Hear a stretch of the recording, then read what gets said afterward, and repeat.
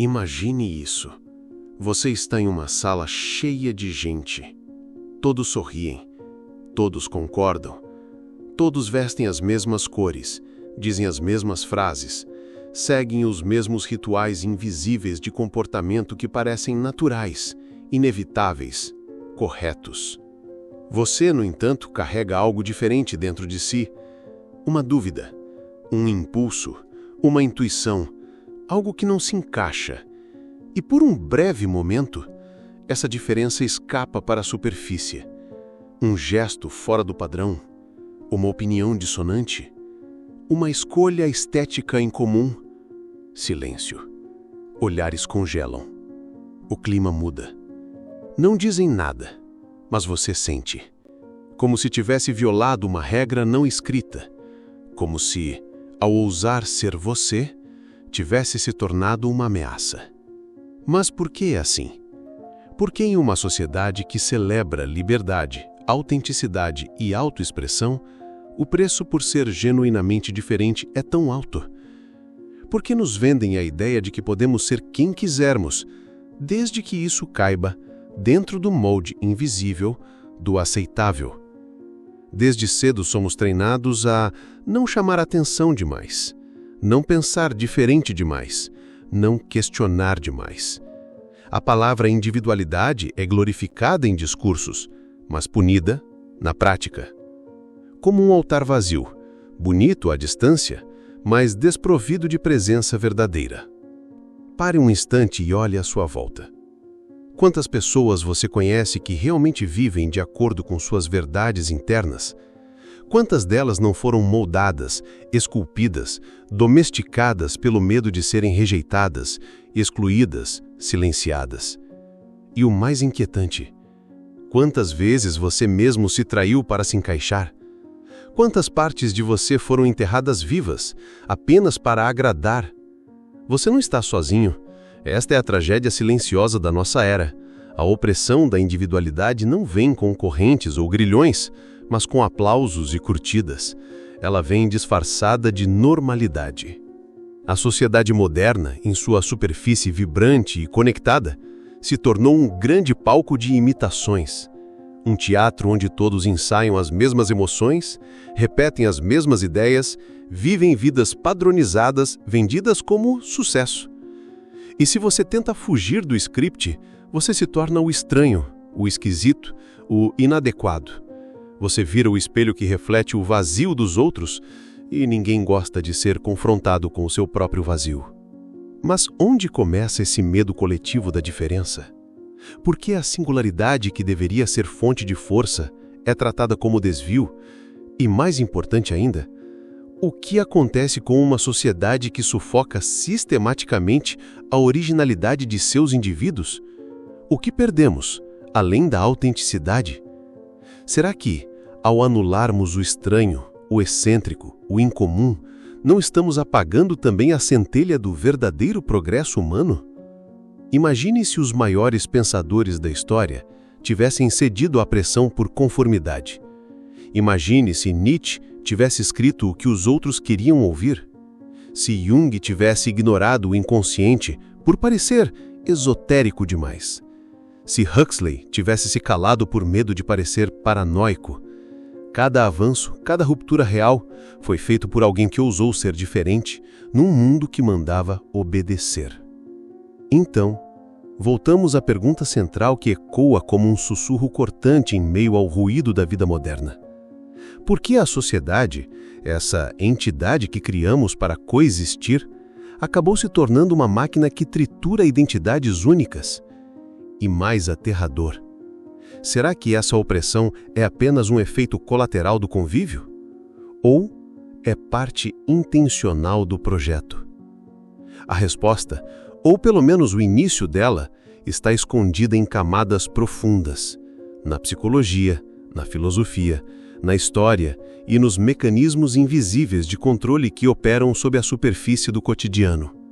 Mas antes de encontrar essas respostas, você precisará passar por um túnel desconfortável de verdades esquecidas, porque entender por que somos moldados é o primeiro passo para deixar de ser molde. Agora, Vamos mergulhar mais fundo. Você cresceu acreditando que ser você mesmo era uma virtude, que a autenticidade era um ideal nobre. Mas o mundo, com sua lógica sutil e cruel, ensinou algo diferente. Ensaiamos sorrisos, escondemos angústias, escolhemos carreiras que agradam os outros e aprendemos a temer o olhar julgador da multidão mais do que a solidão da nossa verdade. O problema não está na busca por aceitação. Isso é humano. O problema está no tipo de sociedade que transforma a aceitação em um mecanismo de controle e a diferença em uma ameaça silenciosa. A sociedade oprime a individualidade porque ela teme aquilo que não pode domesticar. Carl Jung sabia disso. Ele escreveu que o maior perigo para a humanidade não era uma força externa, mas a incapacidade do indivíduo de se diferenciar do coletivo. A psicologia das massas, como ele alertou, cria um tipo de inconsciência coletiva onde o sujeito não pensa mais por si. Ele sente com o grupo, age com o grupo, acredita com o grupo. E quem ousa pensar diferente se torna o herege moderno, um inimigo simbólico, não de ideias, mas da ordem emocional que sustenta o grupo. E aqui está o paradoxo.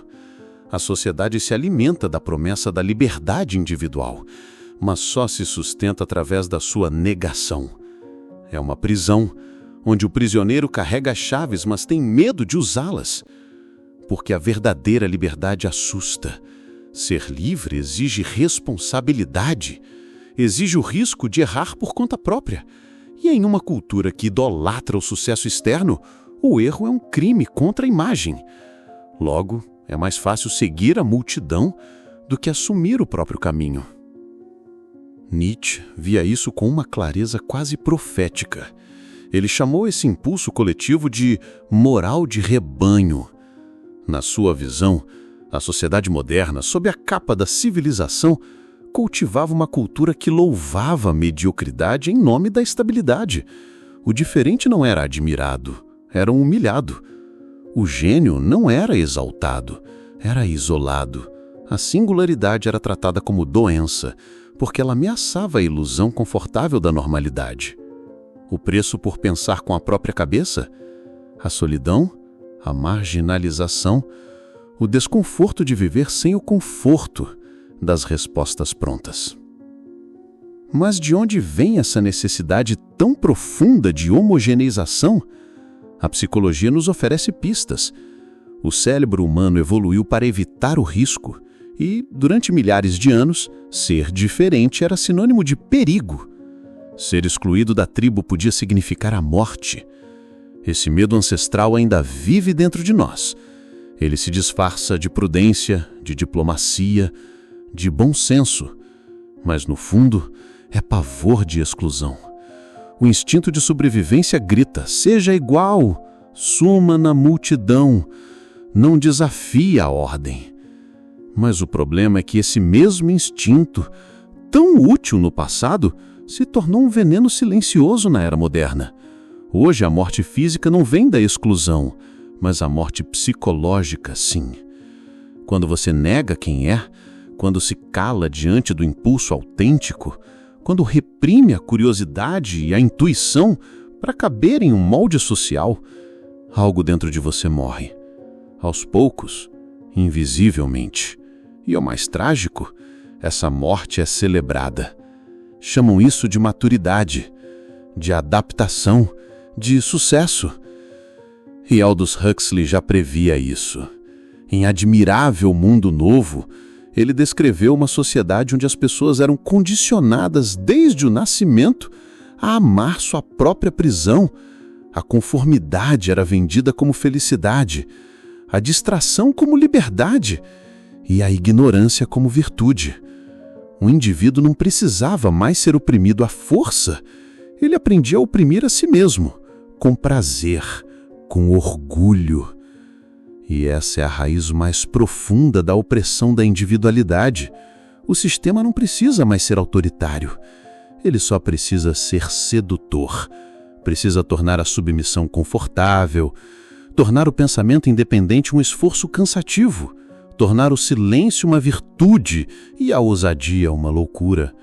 E assim, de maneira quase imperceptível, passamos a policiar as nossas próprias mentes, a sabotar os nossos próprios impulsos, a nos tornar carrascos de nós mesmos. Mas isso não acontece de uma vez. É um processo lento, insidioso. E para compreendê-lo totalmente, precisamos olhar para o que ele causa, não apenas no indivíduo, mas em toda a estrutura social. Você não percebe quando começa. Ninguém percebe. A opressão da individualidade não chega com sirenes, decretos ou algemas. Ela sussurra, disfarçada de bom senso, de maturidade, de senso coletivo. Um dia você deixa de usar aquela roupa porque não combina com a ocasião. No outro, você silencia uma ideia porque ela poderia causar desconforto. Depois, aceita um trabalho que odeia, um relacionamento por conveniência, uma rotina que anestesia. E sem se dar conta, você se torna uma versão polida e inofensiva de si mesmo, adaptada, elogiada e profundamente desconectada da própria essência. Esse é o efeito mais insidioso, a autotraição invisível. A maior parte das pessoas vive sem perceber que vive para agradar. O desejo foi domesticado. A voz interna foi abafada por camadas de expectativas. O eu se dissolve num mar de nós, onde ninguém se conhece de fato, mas todos aprendem a se comportar. Neurologicamente, isso tem raízes profundas. O cérebro humano é uma máquina de adaptação. A neuroplasticidade nos permite ajustar nossos circuitos para sobreviver em qualquer ambiente. Mas essa capacidade, quando usada contra nós, nos transforma em criaturas de conformidade. O córtex pré-frontal que nos dá pensamento crítico é silenciado pela amígdala que grita perigo diante da rejeição. Isso significa que, mesmo inconscientemente, passamos a evitar tudo que possa nos diferenciar. Preferimos a segurança emocional do grupo à incerteza da autenticidade. O resultado? Uma geração inteira treinada para caber, nunca para ser. Esse treinamento não é neutro. Ele molda as nossas emoções, gera culpa por desejar algo diferente, ansiedade por não se sentir suficiente, depressão por viver uma vida que não reflete quem somos. O corpo adoece, a mente cansa, e a alma, essa palavra esquecida e ridicularizada, grita em silêncio. O filósofo Jean-Paul Sartre dizia que o inferno são os outros, mas o que ele realmente quis dizer é que os outros nos olham, nos julgam, e essa presença constante invade até o nosso pensamento. Nos tornamos personagens no teatro dos olhos alheios. A liberdade existencial se transforma em prisão teatral. Cada gesto é encenado, cada escolha calculada. Vivemos não como somos, mas como imaginamos que seremos aceitos. A sociedade, assim, deixa de ser um organismo de apoio e se torna uma máquina de padronização. A cultura popular, as redes sociais, os modelos de sucesso, tudo conspira para a construção de identidades artificiais. Influenciadores ditam comportamentos, algoritmos moldam preferências, e a linguagem se empobrece a ponto de não mais permitir a expressão da complexidade interna. Como articular um desejo profundo se só aprendemos a falar sobre o que é tendência? Essas consequências não se limitam ao campo psicológico. Elas se estendem à estrutura social. Uma sociedade que oprime a individualidade é uma sociedade que sufoca a inovação, que sabota o pensamento crítico, que teme o novo.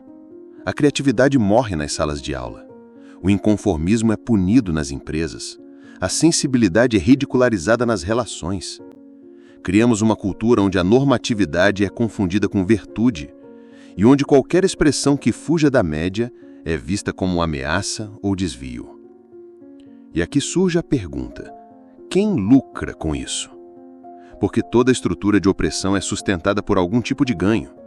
O conformismo gera previsibilidade, gera consumidores obedientes, trabalhadores dóceis, cidadãos indiferentes. Quanto menos conectado você está consigo, mais vulnerável se torna a manipulação externa. O indivíduo que não se conhece é facilmente convencido do que precisa comprar, em quem deve votar, o que deve temer, o que deve amar. A opressão da individualidade alimenta um sistema onde a ignorância é capitalizada e a autonomia é vista como ameaça. Mas o mais cruel é que, mesmo sabendo disso tudo, continuamos com medo de romper, porque fomos treinados para associar liberdade à solidão, para acreditar que, se formos fiéis a nós mesmos, seremos rejeitados, abandonados, esquecidos. Essa é a chantagem emocional mais eficiente do mundo moderno. Condicione sua expressão para não perder o amor. Cale sua alma para manter a aprovação. E enquanto isso, a vida passa. Uma existência feita de compromissos vazios, amizades superficiais e promessas que nunca tocam o real. Até que um dia você olha no espelho e não reconhece mais quem está ali. Mas e se houvesse outra maneira? E se fosse possível romper esse ciclo? Recuperar a potência da individualidade, não como um ato de rebeldia vazia, mas como uma revolução silenciosa. Um retorno ao que é seu por direito. Você mesmo. Você sente. Lá no fundo, algo pulsa. Um desconforto que insiste em te lembrar que você não está vivendo plenamente, que há algo engasgado entre o que você mostra e o que você é. E talvez você tenha acreditado que isso é só cansaço, só rotina, só parte da vida adulta. Mas e se for muito mais? E se esse incômodo for o grito da sua individualidade tentando escapar da prisão?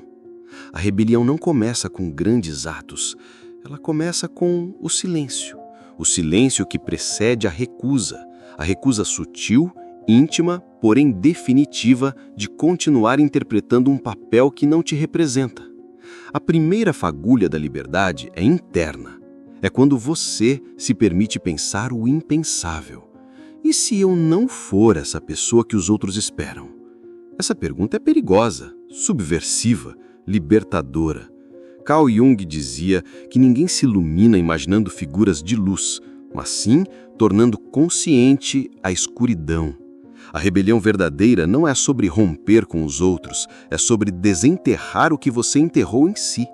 Aqueles desejos que você sufocou, as opiniões que você não teve coragem de afirmar, as escolhas que você não fez. A sua rebelião começa quando você os encara, quando olha de frente para sua sombra e, em vez de rejeitá-la, a integra. A liberdade só nasce da integridade interior, mas isso exige coragem, porque no início a rebelião parece perder aprovação, perder aplausos, perder o pertencimento superficial. Muitos desistem aqui. Preferem o conforto da prisão decorada à travessia dolorosa da autenticidade. Mas quem persiste, descobre algo imenso. Descobre que há uma força esperando por você do outro lado, a força de quem é inteiro, de quem vive alinhado entre pensamento, palavra e ação, de quem não precisa mais de máscaras nem de permissão. Nietzsche falava da transvaloração de todos os valores, a coragem de destruir os valores impostos para criar os próprios. A rebelião, nesse sentido, é filosófica. Ela exige que você se torne o legislador da sua própria existência, que você assuma a responsabilidade radical por si mesmo, sem mais terceirizar ao grupo, à cultura, à moral comum. E isso se reflete nos detalhes. Começa na maneira como você se veste, fala, anda, no que você consome, compartilha, estuda. Você começa a cultivar silêncio para ouvir a si mesmo. Rejeita a pressa para saborear o tempo. Escolhe a verdade mesmo quando ela incomoda. Aprende a ficar sozinho sem se sentir solitário. E aos poucos, sua vida muda, sem fazer barulho, sem precisar provar nada a ninguém. A rebelião também é histórica. Grandes transformações nasceram de indivíduos que ousaram não se dobrar. Pense em Sócrates, que preferiu morrer a renunciar à sua consciência. em Jesus, que enfrentou impérios em nome do amor radical, em Rosa Parks, que mudou a história apenas por se recusar a ceder um assento, em Viktor Frankl, que encontrou sentido no meio de um campo de concentração. Todos eles eram, no fundo, pessoas que se recusaram a trair quem realmente eram. A rebelião começa em um, mas ecoa em muitos. No mundo atual, onde todos gritam por pertencimento, a maior revolução talvez seja ser inteiro. Viver como quem não precisa mais de aplauso, mas de significado. Como quem entendeu que a solidão da autenticidade é menos dolorosa do que a multidão da falsidade. Essa libertação não te torna superior, te torna presente. Porque só quem é fiel a si pode estar verdadeiramente com o outro. Só quem rompeu as suas próprias correntes pode ajudar a soltar as alheias. A rebelião da individualidade é o nascimento de um novo ser humano, mais consciente, mais íntegro, mais vivo. E nesse renascimento silencioso, há uma revelação que muitos não chegam a tocar. Algo que não está nos livros, nem nos gurus, nem nas fórmulas. Uma verdade final, profunda e quase esquecida, mas que transforma tudo. Você quer saber qual é? Então prepare-se. Imagine acordar um dia e perceber que tudo o que buscava, liberdade, aceitação, propósito, estava sempre dentro de você, mas adormecido sob camadas de expectativas, ruídos e memórias que nem sequer eram suas. Imagine olhar para trás e entender que as grades que te cercavam não eram feitas de ferro, mas de ideias, e que as ideias mais perigosas não eram as impostas, mas as aceitas sem questionamento. A verdade final, aquela que poucos ousam encarar, é simples e, ao mesmo tempo, devastadora. A sociedade só oprime a individualidade porque nós permitimos, por medo de carregar o peso de sermos nós mesmos. Sim, o mundo nos pressiona, simula ameaças, dita regras, mas no centro dessa tempestade está a nossa escolha. A cada instante em que silenciamos um pensamento por medo do julgamento, a cada gesto moldado para agradar, a cada verdade engolida por conveniência, reforçamos as correntes. O sistema sobrevive porque nós, inconscientemente, colaboramos com ele. O maior cárcere não é externo, é o medo da liberdade interior. Jean-Paul Sartre nos lembrava disso ao afirmar que estamos condenados à liberdade. A princípio, essa frase parece contraditória. Liberdade como condenação, mas faz sentido quando você percebe que ser livre implica total responsabilidade. Não há mais em quem culpar, nem o governo, nem a família, nem o tempo, nem Deus. A vida passa a ser sua criação contínua. E isso assusta. Por isso tanta gente prefere a segurança do conhecido, o conforto da conformidade, o silêncio da multidão. Mas ao fazer isso, sacrificam algo que jamais poderá ser substituído, a própria essência. A verdade final, então, é esta: a individualidade não é um privilégio, é um dever. Você não foi feito para repetir padrões, mas para expandir a consciência humana com a sua perspectiva única. O mundo não precisa de mais cópias, precisa de você em sua forma mais autêntica e indomável. Porque toda grande obra, toda ruptura criativa, toda transformação profunda começa quando alguém decide parar de se esconder. A vida verdadeira começa onde termina a performance. A beleza disso é que você não precisa esperar mais. Não precisa conquistar nada, aprender mais nada, provar coisa alguma. Basta parar de fugir de si, voltar-se para dentro, olhar nos olhos da sua sombra e escolher consciente e radicalmente, viver como quem já entendeu o jogo, como quem já viu por trás da cortina, como quem já tocou, mesmo que por um instante, a realidade nua, sem filtros, sem máscaras, sem concessões. E quando isso acontece, algo muda. O medo perde força, a ansiedade se dissolve, a comparação se torna irrelevante. Você passa a existir como um ponto silencioso de lucidez num mundo caótico.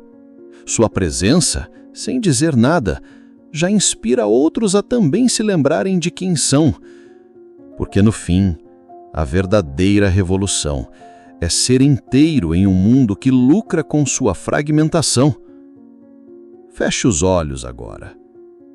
Respire fundo. Sinta o peso das ideias que você carregou sem perceber. Agora solte, um a um. Sinta o vazio que se abre. Ele não é ausência, é espaço. Espaço para você habitar, não como o que esperam que você seja, mas como quem você sempre foi. E talvez, só talvez, esse seja o primeiro momento em que você vive de verdade. O canal Abismo Lúcido agradece você por ter chegado até aqui. Agora adicione um seu comentário, deixe o seu like, se inscreva no canal para não perder os próximos vídeos e compartilhe. Alguém pode estar precisando ouvir o que você acabou de escutar.